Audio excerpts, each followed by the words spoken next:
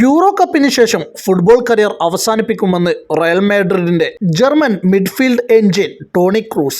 2014 ജർമ്മനിയുടെ ലോകകപ്പ് നേട്ടത്തിൽ നിർണായക പങ്കുവഹിച്ച താരം ദേശീയ ടീമിനായി 108ഉം റയൽ മാഡ്രിഡിനായി 305 മത്സരങ്ങളിൽ ബൂട്ടണിഞ്ഞിട്ടുണ്ട്. 2021 അന്താരാഷ്ട്ര ഫുട്ബോളിൽ നിന്ന് വിരമിച്ചിരുന്നെങ്കിലും കഴിഞ്ഞ മാർച്ചിൽ പരിശീലകൻ ജൂലിയൻ നഗൽസ്മാന്റെ അഭ്യർത്ഥന മാനിച്ച് തിരിച്ചുവരവ് പ്രഖ്യാപിക്കുകയായിരുന്നു. 2014 റയൽ മാഡ്രിഡിലെത്തിയ ക്രൂസ് അവർക്കൊപ്പം 4 ചാമ്പ്യൻസ് ലീഗ് അടക്കം 22 കിരീട നേട്ടങ്ങളിൽ പങ്കാളിയായിട്ടുണ്ട്. ഒരു തവണ ബയൺ മ്യൂണിക്കിനൊപ്പവും ചാമ്പ്യൻസ് ലീഗ് നേടി.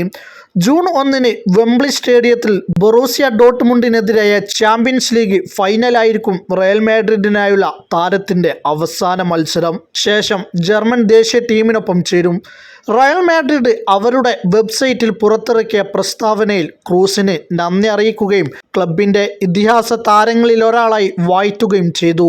റയൽ മാഡ്രിഡിൻ്റെ ചരിത്രത്തിലെ മികച്ച കളിക്കാരിൽ ഒരാളാണ് ടോണി ക്രൂസ് എന്നും ക്ലബ്ബ് എന്നും അവൻ്റെ വീടായിരിക്കുമെന്നും ക്ലബ്ബ് പ്രസിഡന്റ് ഫ്ലോറന്റീനോ പെരസും പ്രതികരിച്ചു. എന്നെ തുറന്ന ഹൃദയത്തോടെ സ്വാഗതം ചെയ്യുകയും വിശ്വസിക്കുകയും ചെയ്ത എല്ലാവർക്കും നന്ദി പറയാൻ ഞാൻ ആഗ്രഹിക്കുന്നു.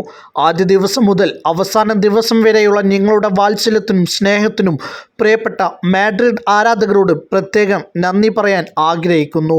യൂറോപ്യൻ ചാമ്പ്യൻഷിപ്പിന് ശേഷം കരിയർ അവസാനിപ്പിക്കാനാണ് തീരുമാനം. ഞാൻ എപ്പോഴും പറയുന്നത് പോലെ റയൽ മാഡ്രിഡാണ് എൻ്റെ അവസാന ക്ലബ്ബ്.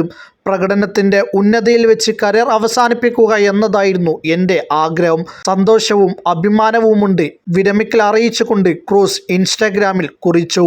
ടോണി ക്രൂസിൻ്റെ ഇതുവരെയുള്ള കരിയറിനെ കുറിച്ച് നിങ്ങളുടെ അഭിപ്രായം കമൻറ്റ് ബോക്സുമായി രേഖപ്പെടുത്തൂ.